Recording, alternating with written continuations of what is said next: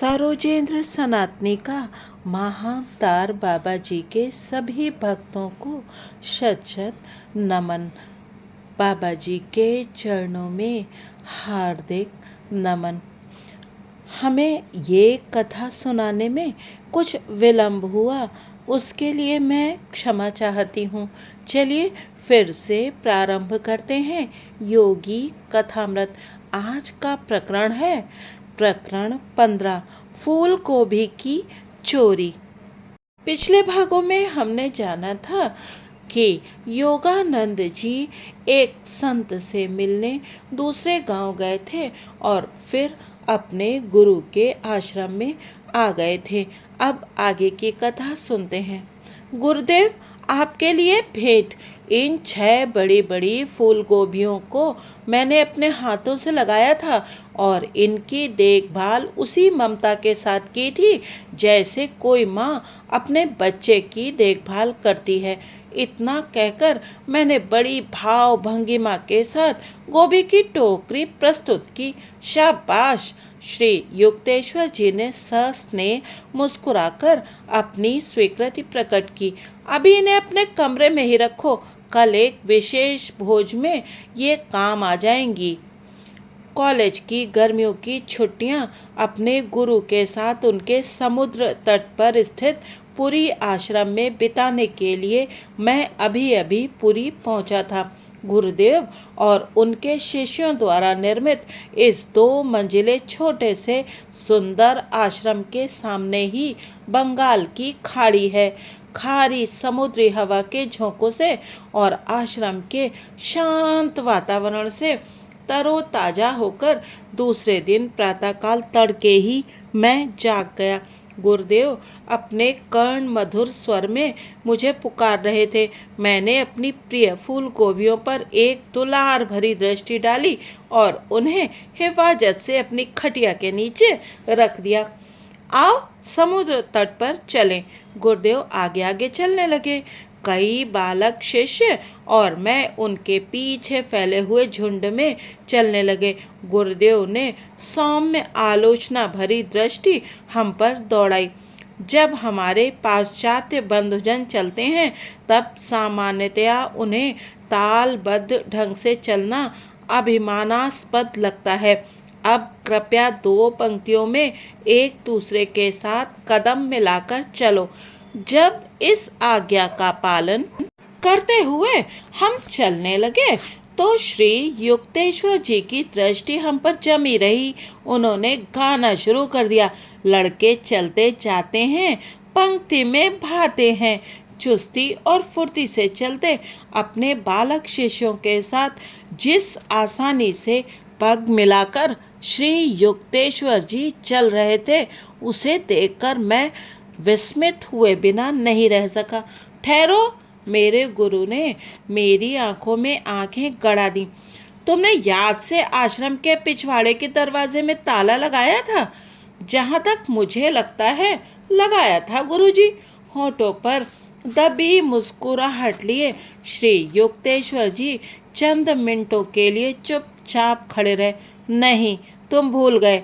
आखिर वे बोले, इस चिंतन को सांसारिक लापरवाही का बहाना नहीं बनाया जा सकता।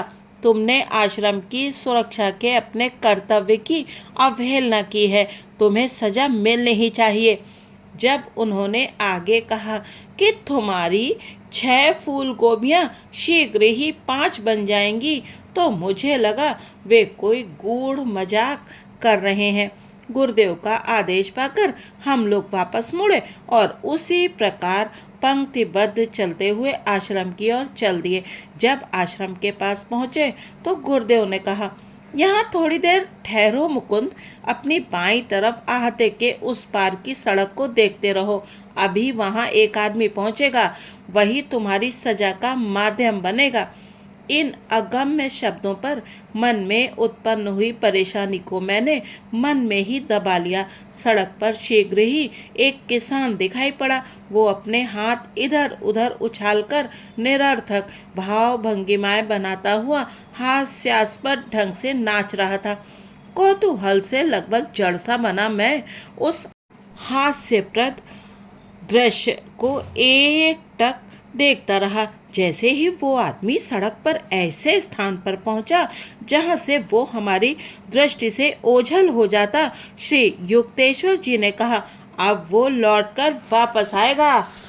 उस किसान ने तुरंत अपनी दिशा बदल दी और आश्रम के पिछवाड़े की ओर चल पड़ा।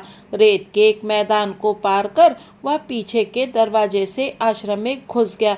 जैसा कि मेरे गुरु ने कहा था, मैंने दरवाजे में ताला नहीं लगाया था। शीघ्र ही वो आदमी मुझे बहुमूल्य लगने वाली मेरी एक गोभी हाथ में लिए बाहर आ गया। अब वो संपत्ति की महिमा से पूर्ण होकर सम्भ्रांत ढंग से चलने लगा। इस हास्य नाटिका का घटनाक्रम, जिसमें मेरी भूमिका एक लूटे जा रहे किंग कर्तव्य विमूढ़ व्यक्ति की सी प्रतीत हो रही थी, इतना हतबुद्ध कर देने वाला भी नहीं था कि मैं गुस्से में आकर चोर का पीछा करना भूल जाऊं। सड़क की ओर आधी दूर ही तक मैं पहुंचा था कि गुरुदेव ने मुझे वापस बुला लिया। हंसी के मारे सिर से पांव तक उनका सारा शरीर हिल रहा था। बार बार उमड़ पड़ती हंसी के ठहाकों के बीच उन्होंने बताया, उस बेचारे पगले को एक फूल गोभी चाहिए थी। मैंने सोचा उसे तुम्हारी असुरक्षित छोड़ दी गई गोभियों में से एक मिल जाए तो अच्छा ही होगा। मैं दौड़कर अपने कमरे में पहुंचा। वहां मैंने देखा कि उस चोर ने, जो स्पष्टता केवल सब्जी चोर ही प्रतीत हो रहा था, कंबल पर खुले आम पड़ी मेरी सोने की अंगूठियों, घड़ी और पैसे को छुआ तक नहीं था। इसके बदले वह रेंग कर खटिया के नीचे घुस गया था, जहां बाहर से बिल्कुल भी दिखाई ना देने वाली गोभियों की वो टोकरी थी जिसमें उसे अपनी एकमात्र मनोवांछित वस्तु मिल गई। उस दिन शाम को मैंने इस घटना को मुझे समझाने का अनुरोध श्री युक्तेश्वर जी से किया। मुझे लग रहा था कि इस घटना में कुछ सामान्य स्तर पर समझ में न आने वाली बातें थीं। मेरे गुरु ने धीरे धीरे सिर हिलाया। किसी दिन ये बात तुम्हारी समझ में आ जाएगी। विज्ञान शीघ्र ही इन गुप्त नियमों में से अनेक को खोज निकालेगा। कुछ वर्षों बाद जब रेडियो की चमत्कारपूर्ण ध्वनि विस्मयचकित विश्व में गूंजने लगी, तो मुझे गुरुदेव की भविष्यवाणी स्मरण हो आई। काल और देश की युगों पुरानी कल्पना का उन्मूलन हो गया। किसी का घर इतना छोटा नहीं रहा कि उसमें लंदन या कोलकाता प्रविष्ट न हो सके। मानव की सर्वव्यापकता के एक पहलू के निर्विवाद प्रमाण के आगे मंदतम बुद्धि भी विस्तारित हो गई। फूल गोभी हास्य नाटिका के कथानक को रेडियो की सादृश्यता से सर्वोत्तम ढंग से समझा जा सकता है। मेरे गुरु एक परिपूर्ण मानव रेडियो थे। विचार और कुछ न होकर केवल आकाश में संचरण करने वाले सूक्ष्म स्पंदन है। जिस प्रकार रेडियो एकदम सही स्टेशन मिलाते ही हर दिशा से आने वाले हजारों अन्य कार्यक्रमों में से आपको जो गाना सुनना है वो पकड़ लेता है, उसी प्रकार विश्व में विचारों को प्रसारित करने वाले मानव मनों के असंख्य विचारों में से एक अचूक प्रसंगोचित विचार फूल गोभी के लिए लालायित उस अर्ध विक्षिप्त मनुष्य के विचार के प्रति श्री युक्तेश्वर जी उस समय अत्यंत संवेदनशील रूप से ग्रहणशील हो गए थे। समुद्र तट की ओर चलते समय जैसे ही गुरुदेव ने उस किसान की साधारण लालसा के विचार को पकड़ा, वैसे ही वे उस लालसा की पूर्ति करने के लिए तैयार हो गए। उनकी दिव्य दृष्टि ने शिष्यों को दृष्टिगोचर होने से पहले ही सड़क पर नाचते आ रहे उस आदमी को देख लिया था। आश्रम के दरवाजे में ताला लगाने की मेरी भूल से गुरुदेव को मुझे अपनी प्रिय गोभियों में से एक से वंचित कर देने का सहज बहाना मिल गया था। इस प्रकार एक ग्राही यंत्र का काम करने के बाद श्री युक्तेश्वर जी ने अपनी अत्यंत शक्तिशाली इच्छा शक्ति को प्रयुक्त कर एक प्रसारण यंत्र का काम किया। उस भूमिका में उन्होंने उस मनुष्य को अपनी दिशा बदलने और केवल एक फूल गोभी के लिए एक निश्चित कमरे में जाने का सफलतापूर्वक निर्देश दिया। अंतर्ज्ञान आत्मा का मार्गदर्शन है। जो मनुष्य के मन में तब स्वाभाविक रूप से प्रकट होता है जब वो शांत होता है। लगभग हर व्यक्ति को कभी न कभी कोई सच्चा पूर्व संकेत मिलने का अनुभव है जिसका कोई स्पष्टीकरण नहीं होता, या कभी न कभी लगभग हर व्यक्ति ने किसी दूसरे व्यक्ति को अपने विचार सटीक रूप से संप्रेषित किए हैं।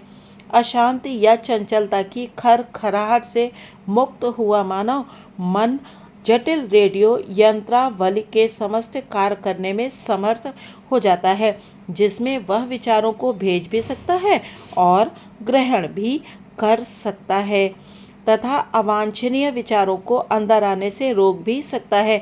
जिस प्रकार किसी रेडियो प्रसारण केंद्र की शक्ति इस पर निर्भर करती है कि वह कितनी विद्युत शक्ति को काम में ला सकता है, उसी प्रकार मनुष्य रूपी रेडियो की प्रभावकारिता हर व्यक्ति में विद्यमान इच्छा शक्ति पर निर्भर करती है। सभी विचार हमेशा के लिए ब्रह्मांड में स्पंदित होते रहते हैं। गहन एकाग्रता के द्वारा सिद्ध पुरुष किसी भी मनुष्य के विचारों को जान सकता है, चाहे वह मनुष्य जीवित हो या मृत। विचार किसी व्यक्ति में नहीं बल्कि सृष्टि में अवस्थित हैं। किसी सत्य का सृजन नहीं किया जा सकता, केवल उसे जाना जा सकता है। मनुष्य के गलत विचार उसके विवेक की छोटी बड़ी त्रुटि के परिणाम है। योग विज्ञान का लक्ष्य मन को शांत करना है ताकि विकार रहित होकर वह अंतर्वासी परमात्मा की अमोघ मंत्रणा सुन सके। रेडियो और टेलीविज़न के कारण लाखों लोग घर बैठे ही सुदूर स्थित लोगों की आवाज़ तत्क्षण सुन सकते हैं, उन्हें देख भी सकते हैं, जो इस बात का प्रथम अस्फुट सा वैज्ञानिक संकेत है कि मनुष्य सर्वत्र व्याप्त आत्मा है। यद्यपि अहंकार बर्बरतम तरीके से उसे अपना दास बनाए रखने का यत्न करता है, तथापि मनुष्य किसी स्थान में आबद्ध शरीर नहीं बल्कि तत्व रूप से सर्वव्यापी आत्मा है। इतने अविश्वसनीय ढंग से मेरी गोभी की चोरी हो जाने के कुछ ही दिन बाद एक बड़ी ही विनोदी घटना घटी। मिट्टी के तेल का एक कंदील ढूंढने पर भी नहीं मिल रहा था। अपने गुरु की सर्वदर्शी अंतर्दृष्टि का हाल ही में परिचय मिलने के बाद मैंने सोचा कि वे प्रदर्शित कर देंगे कि उस कंदील को ढूंढना उनके लिए बच्चों का खेल है। गुरुदेव मेरे मन की बात ताड़ गए। अति गंभीरता का दिखावा करते हुए उन्होंने सब आश्रम वासियों से पूछताछ की। एक बाल शिष्य ने स्वीकार किया कि उसने पिछवाड़े के आंगन में स्थित कुएं पर जाने के लिए उस कंदील का उपयोग किया था। श्री युक्तेश्वर जी ने गंभीर स्वर में आदेश किया, उस कंदील को कुएं के पास खोजो। मैं दौड़कर वहां पहुंचा। कंदील कहीं नहीं था। छोटा सा मुंह बनाकर अपने गुरु के पास लौट आया। अब वे मेरी प्रत्याशा धूल में मिलने पर बिना किसी खेद के जोर जोर से हंस रहे थे। अफसोस कि मैं तुम्हें खोए हुए कंदील तक नहीं पहुंचा सका। मैं कोई ज्योतिषी तो हूँ नहीं। उनकी आंखें चमक उठी थी। उन्होंने आगे कहा, मैं तो ठीक से शर्लॉक होम्स भी नहीं हूँ। मैं समझ गया कि गुरुदेव किसी के कहने से या तुच्छ बातों में अपनी शक्तियाँ कभी प्रदर्शित नहीं करेंगे।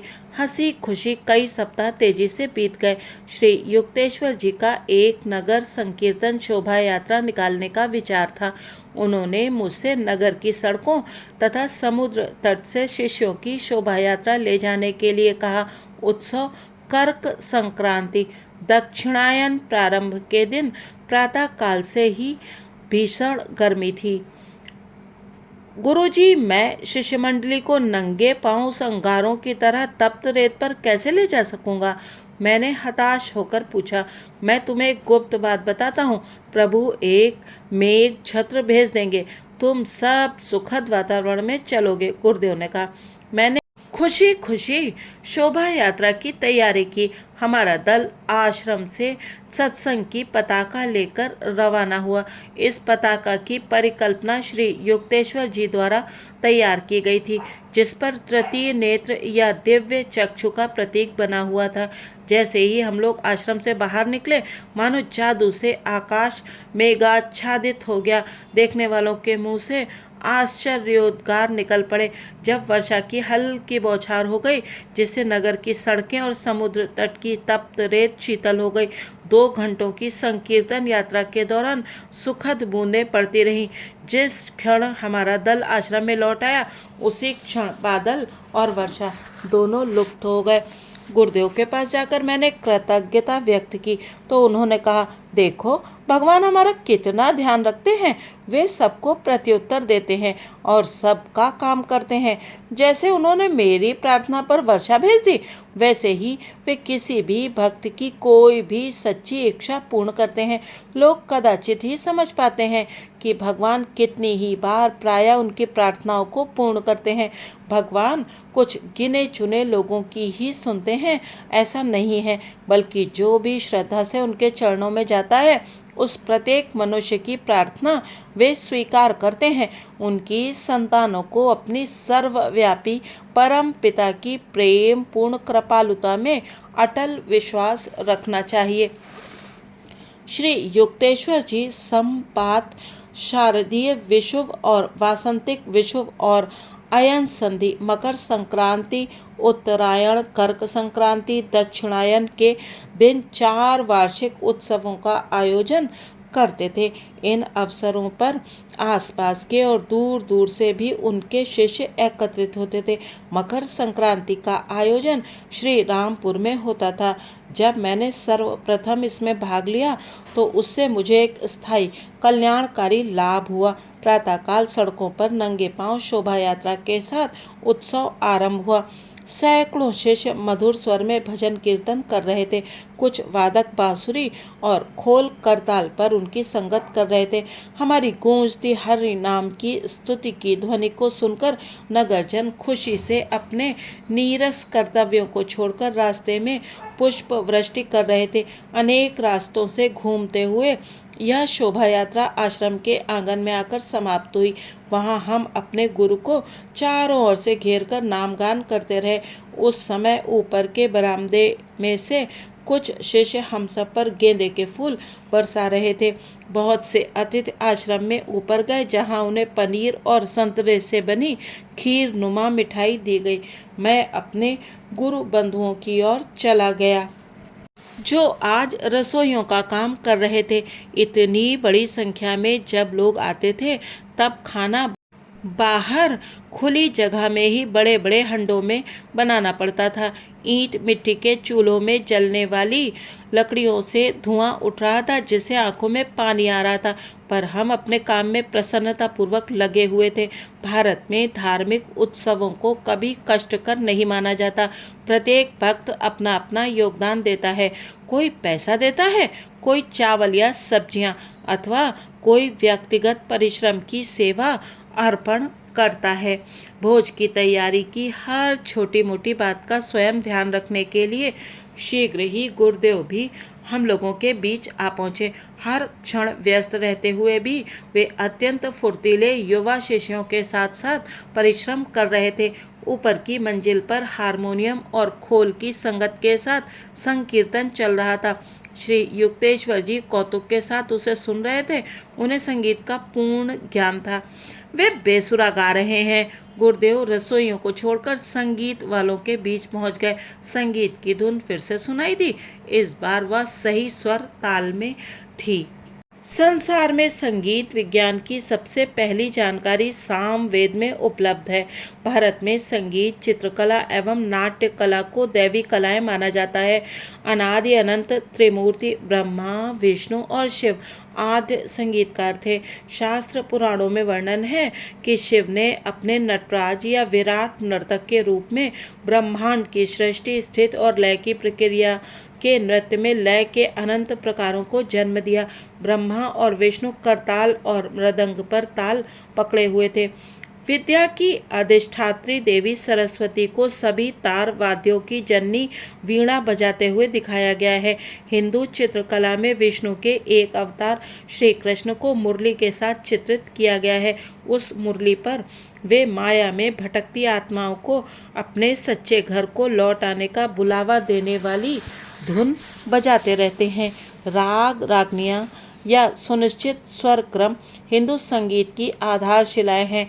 6 मूल रागों की 126 शाखाएं उप शाखाएं हैं, जिन्हें रागनियां, पत्नियां और पुत्र कहते हैं। हर राग के कम से कम 5 स्वर होते हैं। एक मुख्य स्वर वादी या राजा, एक आनुषंगिक स्वर संवादी या प्रधानमंत्री, 2 या अधिक सहायक स्वर अनुवादी या सेवक और एक अनमोल स्वर विवादी या शत्रु। 6 रागों में से हर एक राग की दिन के विशिष्ट समय और वर्ष की विशिष्ट ऋतु के साथ प्राकृतिक अनुरूपता है और हर राग का एक अधिष्ठाता देवता है जो उसे विशिष्ट शक्ति और प्रभाव प्रदान करता है। इस प्रकार हिंडोल राग को केवल वसंत ऋतु में उषा काल में सुना जाता है। इससे सर्वव्यापक प्रेम का भाव जागता है। दीपक राग को ग्रीष्म ऋतु में सांध्य बेला में गाया जाता है। इससे अनुकंपा या दया का भाव जागता है। मेघ राग वर्षा ऋतु में मध्याह्न काल के लिए है। इससे साहस जागता है। भैरव राग अगस्त, सितंबर, अक्टूबर महीनों के प्रातः काल में गाया जाता है। इससे शांति उत्पन्न होती है। श्री राग शरद ऋतु की गोधूलि बेला में गाया जाता है। इससे विशुद्ध प्रेम का भाव मन पर छा जाता है। मालकौस राग शीत ऋतु की मध्य रात्रि में गाया जाता है। इससे वीरता का संचार होता है।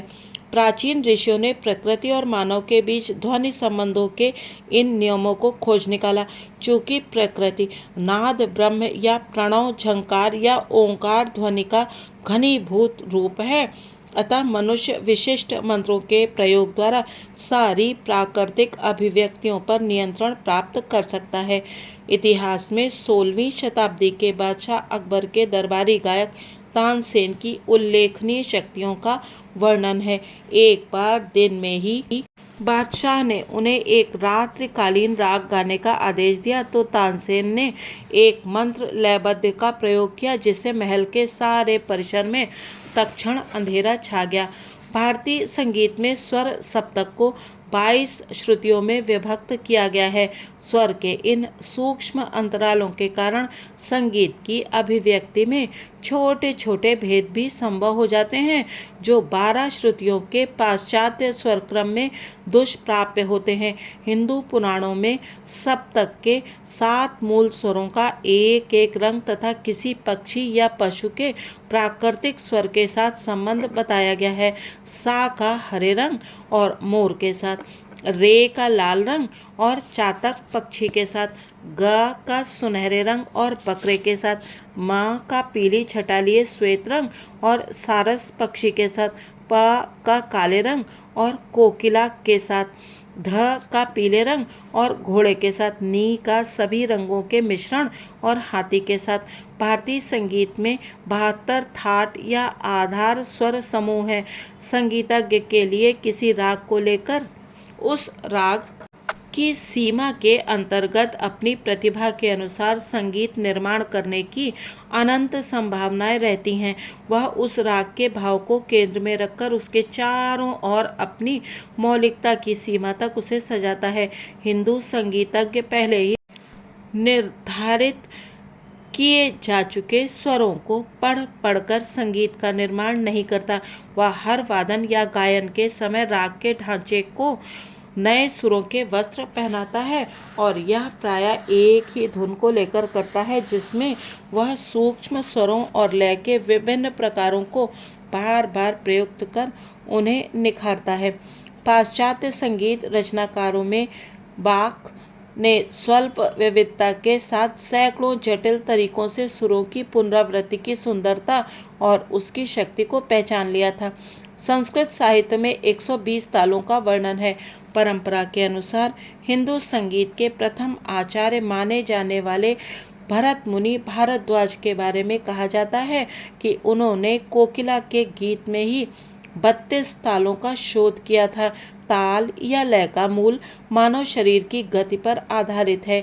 चलने का दुगना समय तथा निद्रावस्था में श्वासोच्छ्वास का तिगना समय, जब श्वास की लंबाई प्रश्वास से दुगनी होती है। भारतवर्ष में प्राचीन काल से ही मानव के कंठ स्वर को ध्वनि का सर्वांगपूर्ण साधन माना गया है। अतः हिंदू संगीत प्रधानतः कंठ स्वर के 3 सप्तकों में ही प्रतिबद्ध है। इसीलिए हिंदू संगीत में स्वर संगति, एक साथ उत्पन्न होने वाले स्वरों का परस्पर संबंध की अपेक्षा स्वर क्रमानुसार उत्पन्न होने वाले स्वरों का परस्पर संबंध पर बल दिया गया है। हिंदू संगीत स्वानुभूतिपरक, आध्यात्मिक तथा व्यक्तिपरक कला है, जिसका लक्ष्य वाद्य वृंद की प्रतिभा प्रदर्शित करना नहीं बल्कि परमात्मा के साथ अपना मेल बिठाना है। भारतवर्ष के सभी प्रख्यात गीतों की रचना भागवतों अर्थात ईश भक्तों द्वारा की गई है। संगीतज्ञ को संस्कृत में भागवतार कहते हैं, अर्थात जो भगवान का गुणगान करता है। संकीर्तन योग या आध्यात्मिक साधना का एक प्रभावशाली प्रकार है, जिसमें मूल विचार और ध्वनि में तीव्र एकाग्रता तथा तन्मयता आवश्यक होती है। मानो स्वयं नाद ब्रह्म या ओम ध्वनि की तरह एक अभिव्यक्ति है, इसीलिए ध्वनि उस पर तत्काल प्रबल प्रभाव डालती है। पौर्वात्य और पाश्चात्य दोनों ही प्रकार का भक्ति संगीत मनुष्य में आनंद उत्पन्न कर देता है, क्योंकि इस प्रकार का संगीत मनुष्य के मेरुदंड में स्थित चक्रों में से किसी चक्र में उतने समय के लिए स्पंदनात्मक जागृति उत्पन्न कर देता है। आनंद के उन क्षणों में उसे अपने ईश्वरीय मूल का अस्फुट स्मरण होता है। उत्सव के दिन श्री युक्तेश्वर जी की ऊपर की बैठक से आती संकीर्तन की ध्वनि खाना बना रहे शिष्यों को चारों ओर उबलते खौलते बर्तनों के बीच भी प्रेरणा दे रही थी। मेरे गुरु भाई और मैं आनंदित होकर हाथ से ताल बजाते हुए टेक गा रहे थे। सूर्यास्त तक हम लोगों ने अपने सैकड़ों अतिथियों को खिचड़ी सब्जी और चावल की खीर का भोजन करा दिया था। आंगन में हमने सूती दरियां बिछा दी थी। शीघ्र ही तारों से भरे आकाश के नीचे जन समूह बैठ गया और श्री युक्तेश्वर जी के अमृतमय ज्ञानोपदेश को मनोयोग पूर्वक सुनने लगा। उनके सार्वजनिक प्रवचनों में क्रिया योग और आत्मसम्मान पूर्ण जीवन, शांति, दृढ़ संकल्प, सादा आहार और नियमित व्यायाम के महत्व पर विशेष बल दिया जाता था। अत्यंत छोटी आयु के बाल शिष्यों ने फिर स्तोत्र पाठ किया। उसके बाद उत्कट संकीर्तन के साथ सभा विसर्जित हुई। रात 10 बजे से अर्ध रात्रि होने तक आश्रम वासियों ने बर्तनों और कढ़ाइयों को मांज कर साफ किया तथा आंगन को भी साफ किया। गुरुदेव ने मुझे अपने पास बुलाया। तुम्हारे आज के और तैयारी में लगे गत पूरे सप्ताह के सहर्ष परिश्रम से मैं प्रसन्न हूँ। मैं तुम्हें अपने साथ चाहता हूँ। आज तुम मेरे साथ सो सकते हो। ये एक ऐसा सौभाग्य था जिसके प्राप्त होने की मैंने कभी आशा भी नहीं की थी। हम थोड़ी देर के लिए गहन दैवी प्रशांति में निमग्न बैठे रहे। सोने के लिए हम दोनों के लेट जाने के 10 मिनट बाद ही गुरुदेव उठ गए और पूरे कपड़े पहनने लगे। क्या हुआ गुरुदेव? अपने गुरु के पास सोने के आनंद में अचानक विघ्नता का अंश आ गया। मुझे लगता है कि कुछ शिष्य ठीक से गाड़ियां न मिलने के कारण अब कुछ ही समय में यहाँ पहुँचने वाले हैं। चलो, हमें उनके लिए कुछ भोजन तैयार करके रखना चाहिए। गुरुजी, रात में 1 बजे कोई नहीं आएगा। तुम सो जाओ। तुमने बड़ा कठिन परिश्रम किया है, पर मैं खाना बनाने जा रहा हूँ। श्री युक्तेश्वर जी का दृढ़ स्वर सुनते ही मैं पलंग से कूद पड़ा और उनके पीछे पीछे ऊपर के ही तल्ले पर अंदर की ओर बालकनी से लगे रसोई घर में जा पहुंचा। इस छोटे से रसोई घर को हम दैनिक उपयोग में लाते थे। शीघ्र ही चावल और दाल उबल रहे थे। मेरे गुरु स्नेहपूर्वक मुस्कुराए। आज रात तुमने थकान और कठोर परिश्रम के भय को जीत लिया है। भविष्य में इनसे तुम्हें कभी कोई परेशानी नहीं होगी। उनके श्रीमुख से आजीवन आशीर्वाद के शब्द निकल ही रहे थे कि आंगन में पग ध्वनि सुनाई पड़ी। मैं दौड़कर नीचे गया और दरवाजा खोला तो शिष्यों का एक दल अंदर प्रविष्ट हुआ। उनमें से एक ने कहा, प्रिय बंधु, इस समय हम गुरुदेव को कष्ट देना बिल्कुल नहीं चाहते थे, परंतु गाड़ियों के समय के बारे में हमसे भूल हो गई और हमें लगा कि अपने गुरु के दर्शन किए बिना हम घर नहीं लौट सकते। वे आप लोगों की प्रतीक्षा कर रहे हैं और आपके लिए भोजन भी बना रहे हैं। श्री युक्तेश्वर जी की स्वागत वाणी गूंज उठी। मैं विस्मय चकित अतिथियों को रसोई घर में ले गया। गुरुदेव मेरी ओर मुड़े, उनकी आंखों में चमक नाच रही थी। अब जब तुमने उनसे बातें कर ली हैं तो निश्चय ही तुम्हारे संदेह का निवारण हो गया होगा कि सचमुच उनकी गाड़ी छूट गई थी। आधे घंटे बाद मैं ईश तुल्य गुरु के पास सोने के सौभाग्य की सुखद आशा करता हुआ उनके पीछे पीछे उनके शयन कक्ष में पहुंच गया। आज का प्रकरण यही समाप्त होता है।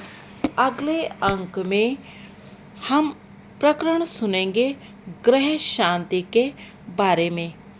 आप सभी बंधुओं से अनुरोध है कि अगर आपको ये वीडियो अच्छा लगा हो और इसके विषय वस्तु और विषय सामग्री से आपकी सहमति हो तो कृपया चैनल को सब्सक्राइब कीजिएगा और वीडियो को लाइक भी कीजिएगा।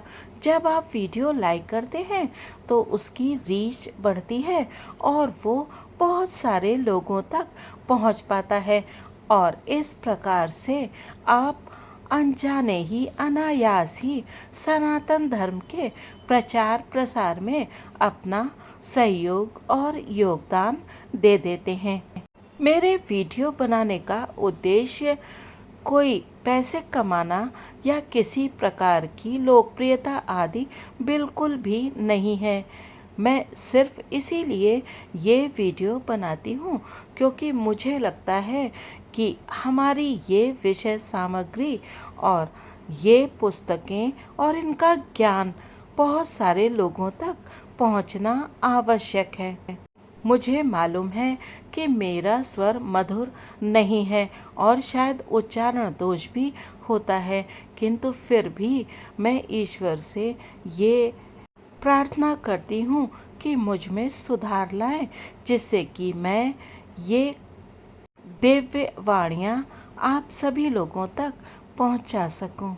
मुझे लगता है कि यदि एक भी और व्यक्ति इन वचनों को सुने और उसके जीवन में कुछ परिवर्तन आए तो शायद मुझे भी कुछ ईश्वर की कृपा का अंश प्राप्त हो जाएगा। और मैं स्वयं तो बार बार जब ये कथाएं आपको सुनाती हूँ तो स्वयं तो उनका पठन करती ही हूँ। तो मुझे तो जो पारिश्रमिक मिलना चाहिए वो ये कथाएं बार बार पढ़ते समय मिल ही जाता है। समस्त गुरु तत्वों के चरणों में प्रणाम के साथ वीडियो देखने के लिए आपका बहुत बहुत धन्यवाद।